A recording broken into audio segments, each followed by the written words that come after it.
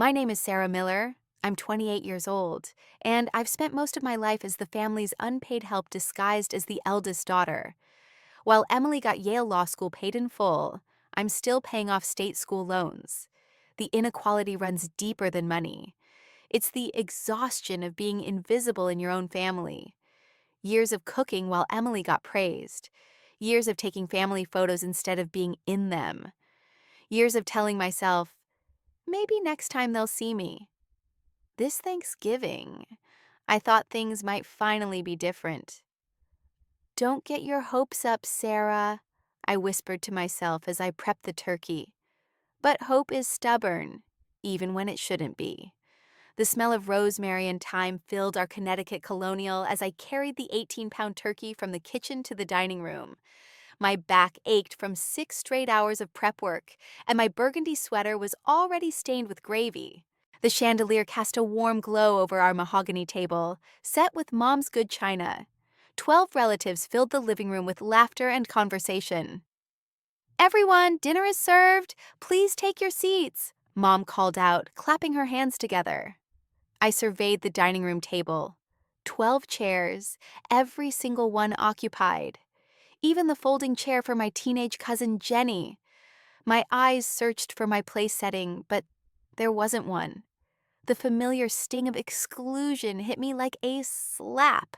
28 years of this, 28 years of being expected to serve, not sit.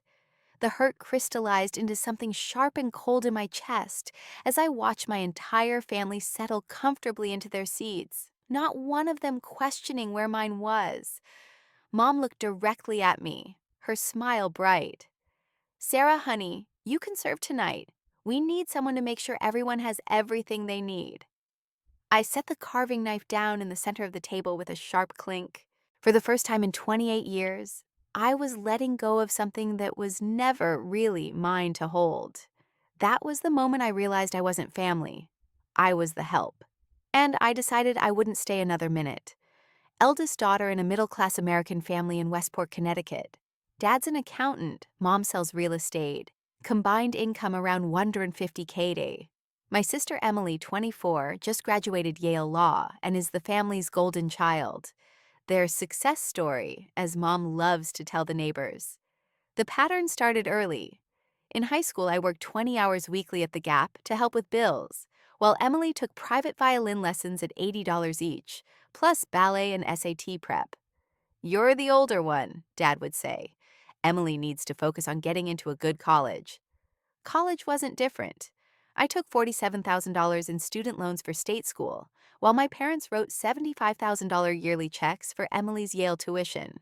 Every break, I'd come home to cook for family gatherings, while Emily shared stories about prestigious internships. Now, at 28, I make $52,000 as a marketing coordinator, living in a studio apartment, still paying $380 monthly on those loans. Emily's starting salary at her Manhattan law firm? $18,000. She lives in a penthouse our parents bought as an investment property. But the real inequality isn't financial. It's the invisible labor nobody values. Every family birthday, holiday, celebration, I handle logistics while Emily shows up fashionably late to accept congratulations. 28 years of being the family's unpaid event coordinator, chef, and cleanup crew. This Thanksgiving, I'd promised myself things would be different. I had gotten a promotion, was dating someone new, felt confident. I'd bought the burgundy cashmere sweater specifically for tonight, hoping to finally sit at the adults' table. But here I was again, holding the carving knife while everyone else held their forks, waiting to be served. Thanksgiving 2024 was supposed to be my year. I'd spent 2 days prepping, planning the menu, creating a timeline. For once, I wanted to be seen as more than the family's caterer. At 6:05 p.m., I tried to sit down for the first time all day. "Sarah, can you check the dinner rolls?" Mom called. At 6:15, Emily arrived with Derek, her Harvard MBA boyfriend. Mom and Dad rushed to greet them while I mashed potatoes by hand. Our mixer had broken. "Our brilliant lawyer daughter," Mom announced as Derek pulled out his phone for photos. I watched through the kitchen doorway as they posed. Emily radiant in designer clothes. By 6:30, Mom was in full hostess mode. Everyone, this is our brilliant lawyer daughter Emily and her wonderful boyfriend Derek. Then, almost as afterthought, and Sarah's handling all the beautiful cooking. She's practically a professional. Derek started an Instagram live session. Traditional American Thanksgiving, he announced to 200 plus viewers, panning around our perfectly set table. Uncle Tom asked the question that changed everything. Where's Sarah's seat? Mom laughed into Derek's live stream. Oh, she's our family's natural hostess. Sarah just loves taking care of everyone. Don't you, honey? I watched chat comments scroll. She's like a servant. Why isn't she eating? This is weird. I set down my serving spoon with deliberate force. Derek's camera swung toward me. 200 strangers were watching my humiliation unfold, live. Actually, I said, voice steady despite my racing heart, I'd like to sit down now. Mom panicked. The last thing she wanted was a scene during live stream. Sarah, please don't make this awkward. We have guests. I walked to the turkey, picked up the carving knife, then set it down firmly. The metallic sound echoed in sudden silence. No, I'm done carving. I'm done serving. I'm done. Right there, in front of Derek's camera and 200 plus viewers, I pulled out my phone and booked a United flight for 6:15 a.m. to Seattle. I held up my screen toward Derek's camera. Folks, you just witnessed someone choosing herself for the first time in 28 years. Enjoy the show. The live stream erupted with shocked reactions as the room fell silent. Our dining room was Mom's pride. Crystal chandelier, mahogany table, fine china, Victorian wallpaper. Family photos lined the cabinet, showcasing Emily's achievements. Notably absent, any photos where I was center of attention. I'd started with genuine hope. Emily had patted the chair beside her. Sarah, sit here when you're done serving. I want to hear about your new job. My heart lifted. Maybe tonight would be different. But every time I approached that chair, another request materialized. Sarah, more wine from the cellar. Sarah, Grandma needs her cushion. Sarah, take a family photo. There, I stood behind Derek's phone, photographing my entire family seated while I remained outside. Through the camera lens, I saw what strangers would see. Everyone had a place except the photographer. Emily, tell us about that pro bono case, Aunt Margaret gushed. Oh, just helping refugees with asylum paperwork, Emily said modestly. So proud, our family's first lawyer. Grandma Miller beamed. Standing with the wine bottle, I couldn't help myself. Actually, I helped write her law school personal statement. Sarah, Mom cut me off, the gravy boat is empty. Derek started filming again.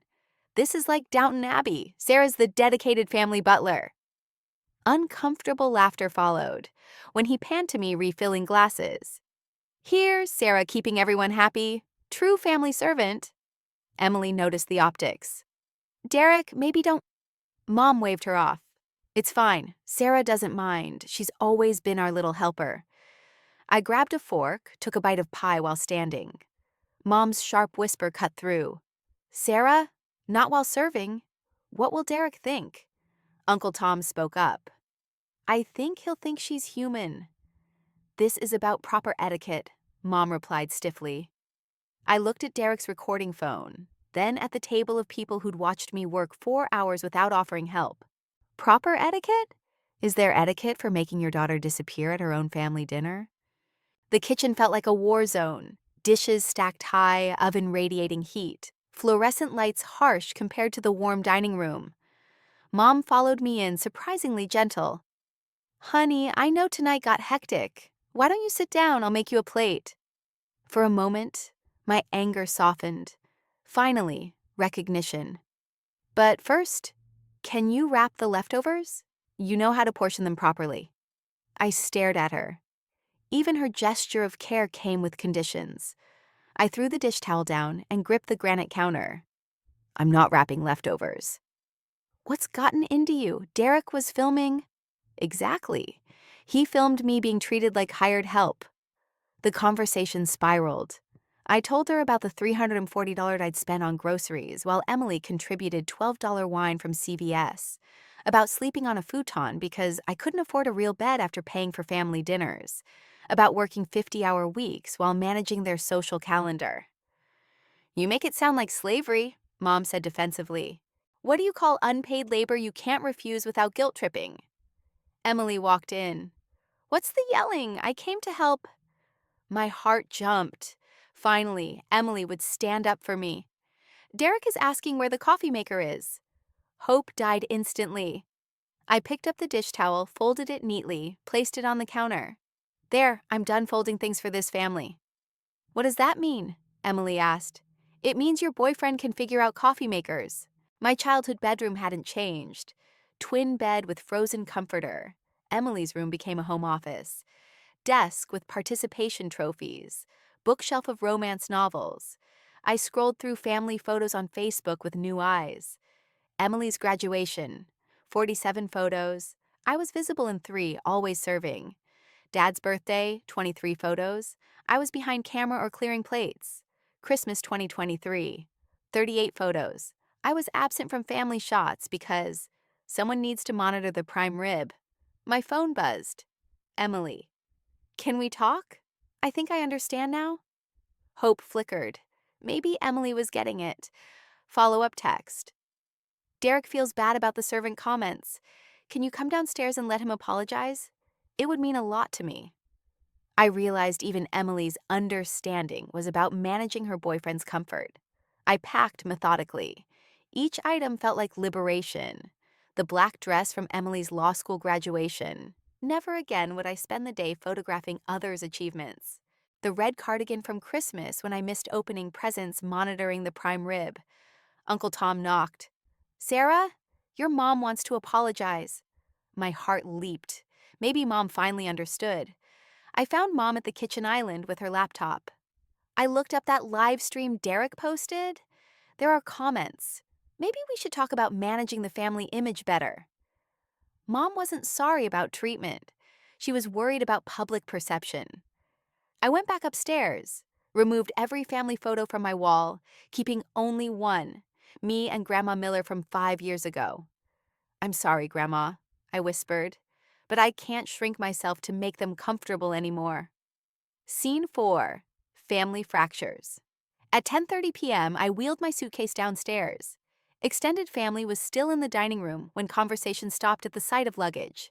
Derek immediately started filming. Whoa, plot twist! Where are you going, Sarah? Uncle Tom took the phone from Derek. Put that away. This isn't entertainment. Sarah, sit down, Aunt Margaret said firmly. We need to talk about tonight. What happened? You all watched me work 4 hours without offering help. I offer help, Grandma Miller protested. You tell me sit down. Because Mom said guests shouldn't work, but family members shouldn't be servants either. The room divided. Cousin Jenny spoke hesitantly. Aunt Sarah, I felt bad when Derek called you the butler. Aunt Margaret stood up, real anger in her usually diplomatic face. You know what? I'm tired of this too. Every holiday we eat Sarah's cooking, compliment Linda's hosting. But Sarah does everything. Derek, Uncle Tom said, delete that live stream. Derek fumbled with his phone. It's not posted. Just drafts. There are drafts? Mom's voice pitched higher. The extended family was splitting into factions, and I was no longer the only one who could see the problem. By 11 p.m., most extended family had left. We gathered in the living room, immediate family plus Uncle Tom and Aunt Margaret. Dad tried taking control. This is ridiculous. Sarah's always been sensitive. We've given her everything, education, support, Mom added. Have you? Really? Uncle Tom challenged. I pulled out my phone. I want to show everyone something. I swiped to receipt screenshots. November groceries, $340. October birthday dinner, $180. September BBQ supplies, $280. I spent $3,847 on family events last year. Emily spent $280 saves, just wine and birthday gifts. I'm just starting my career, Emily protested. Starting? You make $18,000. I make $52,000 with $23,000 in student loans. I showed my Venmo history. Venmo to mom. Groceries, 127. Dad's birthday dinner, $95.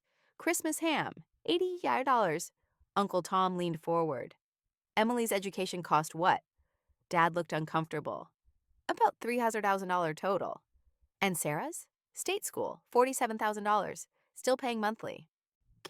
So Emily got a $25,000 head start, and Sarah's still paying while subsidizing family parties? I opened my tracking app. 126 hours cooking and cleaning for 6 major events this year. At $20 per hour, that's $2,520 in labor, plus $4,200 expenses. Total value, I donated $6,720. Emily's contribution, $300. My hands had stopped shaking. For the first time, I'm looking at inequality with actual numbers. Uncle Tom introduced a term. Sarah has been parentified since 12. We all see it. Grandma Miller spoke up. I've been watching this for years. In my generation, we understood family meant everyone helps everyone, not one person doing everything while others sit around. You make Sarah small so Emily can be big, she concluded. Mom's voice got smaller, vulnerable. She looked away from Uncle Tom's gaze. I was scared people would say Emily wasn't living up to her potential. I spoiled her too much, wanted our family to look successful, and I let Sarah carry the rest. So you made me small to make her look big? I asked. I never thought, you never thought I mattered enough to consider. The room fell silent, except for the grandfather clock. In 28 years, this was the first time I'd asked my family to see me as more than their built-in caterer. Their silence was my answer. At 6 a.m., my Uber arrived under gray November dawn. Within minutes, my family rushed downstairs in pajamas, panic written across their faces. Sarah, wait, Mom called. You can't just leave like this, Dad added. This is crazy dramatic, Emily chimed in. I turned to face them, voice steady. I'm not being dramatic, I'm being smart. We can talk about this, Mom pleaded. We just did, for 11 hours. You want to know what I heard? That I'm good at serving, that I should be grateful for cooking for people who won't save me a chair. Uncle Tom's car pulled up. I'd texted him the night before. Sarah, you ready? He called. Emily stepped forward, tears streaming. Sarah, I didn't realize. That's the problem, Em. You never had to realize. Everything was just handled for you. I can change. Can you? Will you cook Christmas dinner? Host New Year's? Call Grandma weekly? Emily's silence was answer enough. Dad made one last attempt. If you leave now, don't expect us to welcome you back with open arms. I looked at him steadily. Dad, your arms have never been open to me. They've been extended, waiting for me to fill them with serving trays. Aunt Margaret surprised everyone by stepping forward. You know what? I'm tired of this too. 43 years I've watched Linda orchestrate this performance where Sarah does all work so we can feel like proper family. I picked up my suitcase. I'm not running away, I'm running toward something better, toward people who value me for more than my ability to make gravy. You're destroying our family, Mom cried. No, Mom, I'm saving myself. Maybe that'll force you to figure out how to be a family without a built-in servant. As we drove away, I saw Emily in the driveway in silk pajamas, probably realizing she'd have to cook her own breakfast. My childhood home got smaller, and for the first time in 28 years, I felt myself getting bigger. 6 months later, I was living in Seattle's Capitol Hill with a view of the Space Needle. Plants lined my windowsill. I had a kitchen table that seated two. The marketing manager position at a tech startup paid $68,000, helping me pay down loans faster than ever. Michelle had become the sister I'd never had. We took turns cooking, shared bills, supported each other's dating lives. I was seeing Jake, a nurse who not only appreciated my cooking, but cooked for me regularly. Family updates painted slow-motion chaos back home. Uncle Tom kept me informed. Emily tried hosting Mother's Day brunch. Disaster, burned eggs, forgot coffee. Your mom ended up cooking and asked 3 times if I had your number.